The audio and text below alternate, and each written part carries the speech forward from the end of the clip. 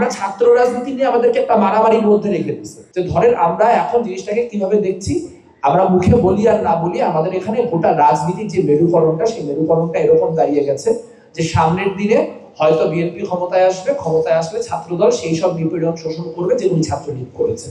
এবার এটা সত্য কি মিথ্যা কি অমুক তমুক সে আলাদা আমি গেলাম না।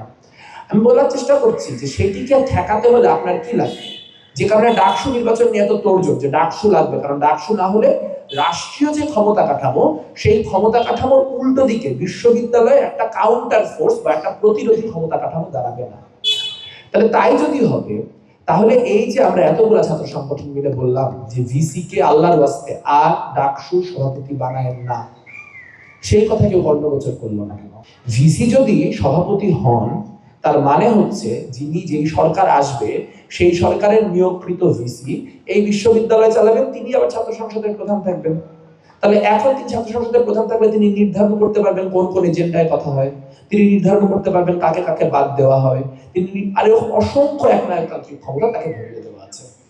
আরো মজা হচ্ছে এবারের যে গঠনতন্ত্র সংস্কারটি শুভঙ্করের ফাঁকি, সেখানে ডাকসু সভাপতির এরকম কিছু ক্ষমতা তার হাত থেকে সরানো হয়েছে। সরিয়ে কোথায় নেওয়া হয়েছে? ডাকসুর কাছে না, সরিয়ে নিয়ে যাওয়া হয়েছে সিনেট সিন্ডিকেটে। তাহলে দেখেন আমরা ছাত্র রাজনীতি নিয়ে আমাদেরকে একটা মারামারির মধ্যে রেখে দিচ্ছে।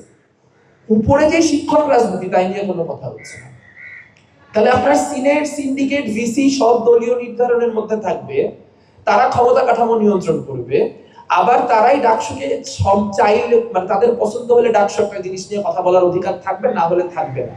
তাহলে এই ডাকসু দিয়ে আমরা কি করবো? আমরা সবাই ডাকসুর কাঠামোর মধ্যে অন্তর্ভুক্ত হচ্ছি, আমরা সবাই ডাকসুর দিকে ধাবিত হচ্ছি, সবই ঠিক আছে। কিন্তু যদি আসলেই আমাদের রাষ্ট্রীয় ক্ষমতা কাঠামোর উল্টো দিকে এই বিশ্ববিদ্যালয়ের একটা প্রতিরোধী ক্ষমতা কাঠামো নির্মাণ করতে হতো, তাহলে আমাদের ডাকসুকে গঠনতান্ত্রিক ভাবে এম্পাওয়ার করতে হতো। ডাকসু সেই গঠনতান্ত্রিক এম্পাওয়ারমেন্ট কিন্তু আমরা দেখলাম না।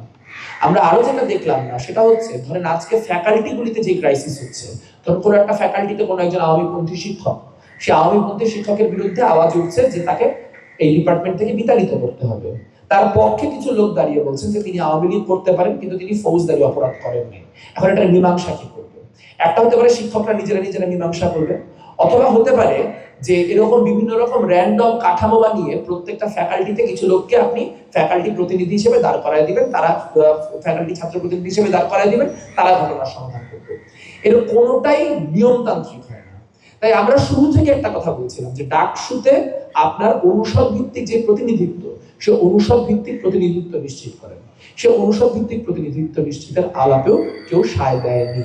এক্সট্রিম মশার কয়েল প্ল্যান্ট ফাইবার দিয়ে তৈরি, ডেঙ্গু চিকুনগুনিয়া বাহি সহ যে কোনো মশার বিরুদ্ধে দেয় এক্সট্রিম সুরক্ষা। তাহলে আমি যদি একটু সামারি করি, তাহলে আমরা কয়েকটা খুব গুরুত্বপূর্ণ বিষয় নিয়ে আলোচনা করেছি। এক হচ্ছে কিভাবে করে প্রশাসনকে নিরপেক্ষ রাখা যায়, দ্বিতীয়ত হচ্ছে কিভাবে শিক্ষক রাজনীতিকে অপরিবর্তিত রেখে ছাত্র রাজনীতিতে আপনি যেই পরিবর্তনই আনুন না কেন সেটা শেষমেশ দলীয় যেই আপনার পরিকাঠামো, সেই দলীয় পরিকাঠামোর বাইরে যাবে না। তৃতীয়ত কিভাবে হল কমিটি বিলুপ্ত করার পরেও চাইলে ছাত্র সংগঠনগুলি, দলীয় ছাত্র সংগঠনগুলি ক্ষমতাসীন হয়, তারা চাইলে দমন পীড়ন করতে পারবে। এবং চতুর্থত আবাসন সংকট সমাধান না করলে এই ক্রাইসিস আমরা লং টার্মে কখনো মেটাতে পারবো না।